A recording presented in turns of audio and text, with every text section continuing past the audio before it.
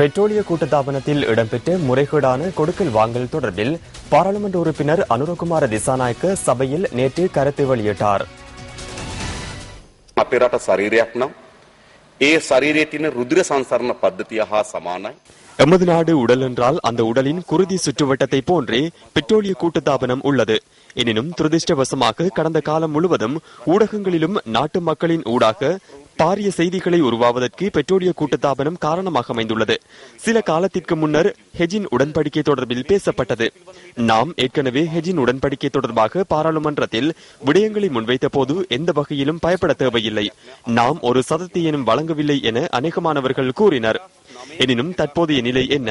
2009, 2010, 2011, 2012, 2013 ஆகிய 5 வருடங்களில் ஹெஜின் உடன்படிக்கை தொடர்பான கொடுக்கல் வாங்கல் குறித்த சட்ட நடவடிக்கைகளுக்கான சட்டத்தரணிகள் கட்டணமாக மாத்திரம் நாம் 44,28,998 அமெரிக்க டாலர்களை செலவிட்டுள்ளோம்.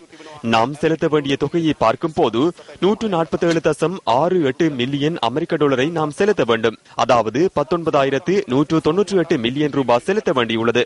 சுமார் 20,000 மில்லியன் ரூபாவை ஹெஜின் உடன்படிக்கையால் நாடு இழக்க நேரிட்டுள்ளது. தற்போது எத்தகைய தீர்மானத்தை மேற்கொண்டுள்ளார்கள்? யார் குற்றவாளிகள்? எவருக்கேனும் தண்டனை வழங்க முடிந்துள்ளதா? உங்களது தென்னந்தோட்டங்களை விற்று இதனை செய்தீர்கள் என்றால் எமக்கு பிரச்சனை இல்லை. உங்களது வீடுகளை விற்று செய்வீர்களானால் பிரச்சனை இல்லை. நாட்டு மக்களின் பணத்தையே செலவிடுகின்றீர்கள். நாட்டு மக்கள் மீது டீசல், பெட்ரோல், மண்ணெண்ணெய் மீது வரி விதித்து 20,000 மில்லியன் ரூபாவை திரட்டுகின்றனர். தலைவரை கண்டுபிடிக்க முடியவில்லை. குறைந்தளவு வாக்குமூலம் ஒன்றை கூட பெற முடியாதுள்ளது. அப்போது இருந்த அதிகாரி ஒருவரை பிடித்துக் கொண்டுள்ளார்கள். அவரை கட்டாய விடுமுறையில் அனுப்பியுள்ளனர். இதுவே வழங்கப்பட்டுள்ள தண்டனை. கட்டாய விடுமுறையை வழங்கி சம்பளம் வழங்குகின்றனர், வாகனத்தையும் வழங்குகின்றனர், வாகனத்திற்கான பெட்ரோலையும் வழங்குகின்றனர், உத்தியோகபூர்வ வாசஸ்தலத்தையும் வழங்குகின்றனர். தண்டனை பெட்ரோலிய கூட்டுத்தாபனத்திற்கு விதிக்கப்பட்டுள்ளது. அது மாத்திரமா, துறைமுகத்தில் இருந்து கொலனாவைக்கு எண்ணெய் கொண்டு செல்லப்படுகின்ற குழாய் கட்டமைப்பு சில காலமாக செயலிழந்திருந்தது. இந்த கொடுக்கல் வாங்கலில் தெரிவு செய்யப்பட்ட நபர், தெரிவு செய்யப்பட்ட நிறுவனம் உள்ளது. ஆகையால் இங்கு களவு இடம்பெற்றுள்ளதா என்ற நியாயமான சந்தேகம் எம்மத்தியில் எழுமல்லவா? 13 பேர் வருகின்றனர், 5 தெரிவு செய்யப்படுகின்றனர்.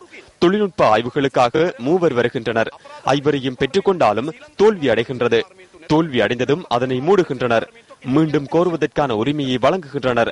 அதிலும் இந்த நிறுவனம் வருகின்றது. மீண்டும் அது தோல்வி அடைகின்றது. ஒரே நிறுவனத்தை தெரிவு செய்வதை இலக்காக கொண்டு மீண்டும் அமைச்சரவை பத்திரம் வருகின்றது. பெட்ரோலிய கூட்டுத்தாபனத்தின் பிரசார செலவுகளாக 25 கோடி ரூபாய் ஒதுக்கப்பட்டுள்ளது. எதற்காக இந்த கோடிகள்? பெட்ரோலை விற்பதற்கு விளம்பரம் தேவையா? மருந்து வாங்குவதை போன்று மக்கள் பெட்ரோலை கொள்வனவு செய்கின்றார்கள் அல்லவா?